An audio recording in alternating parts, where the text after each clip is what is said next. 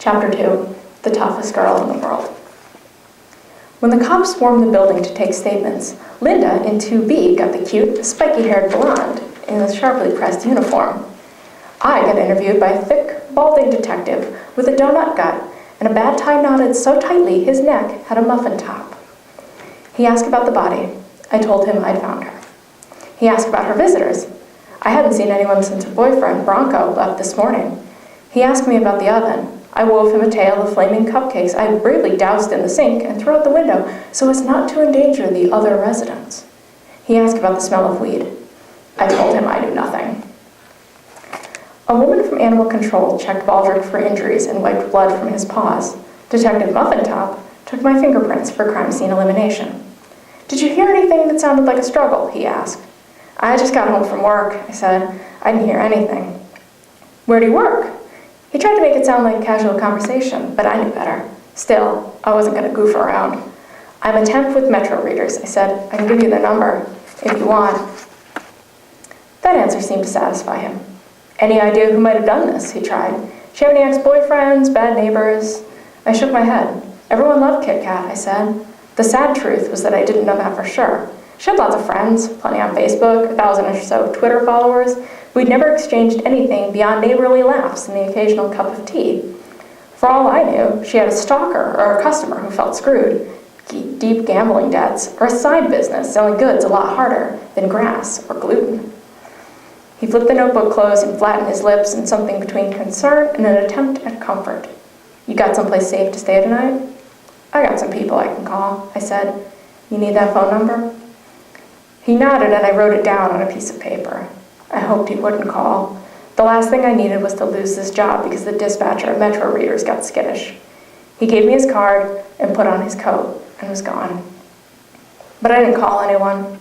I wasn't ready to explain what I had seen. I didn't want to be the one to set off the chain of information. Kit Kat's dead. OMG, Kit Kat was murdered. Did you hear about Kit Kat? I took a walk down to the Key Foods and bought cat food and some litter. I bought a foiled turkey pan to use as a cat box. I bought some Doritos because, heck, I deserve them. I started to buy some chocolate cupcakes, but just that word on the package reminded me of her bloody face. I put them back on the rack. My hands were shaking as I counted out the bills at the register. And as I approached my building, I had to force myself to go inside. I wanted to cry, but couldn't. Crying required breath, and I couldn't get enough air in my lungs. At home, I set up Baldrick and put Warren Zevon on my suitcase record player.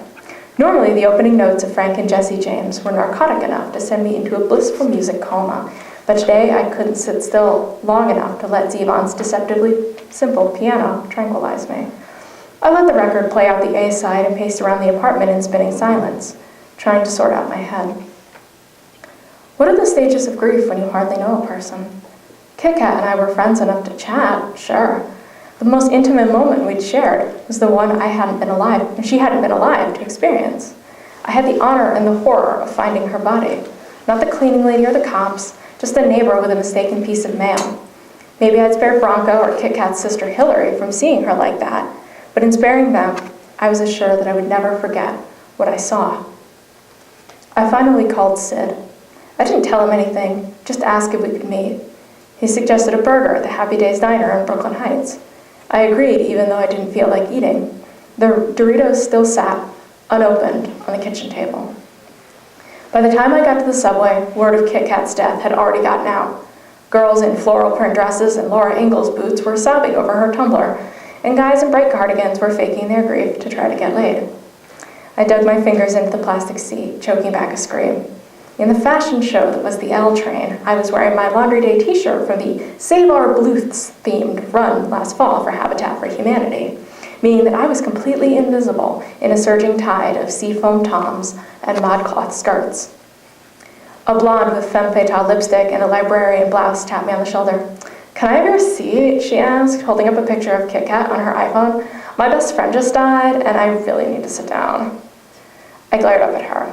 If there are vampires anywhere in the world, they're in this end of Brooklyn, sympathy-sucking leeches living every day like it's their own private reality show, latching onto anything that might get them a moment of attention, a warm body, a subway seat on a 10-minute ride. "This is my seat," I growled, "because I'm the one who found her body." The train screeched into the station. Everyone let me off as I stood and parted, like, everyone stared at me as I stood and parted like the Red Sea to let me off. Screw them all. I'd walk the rest of the way.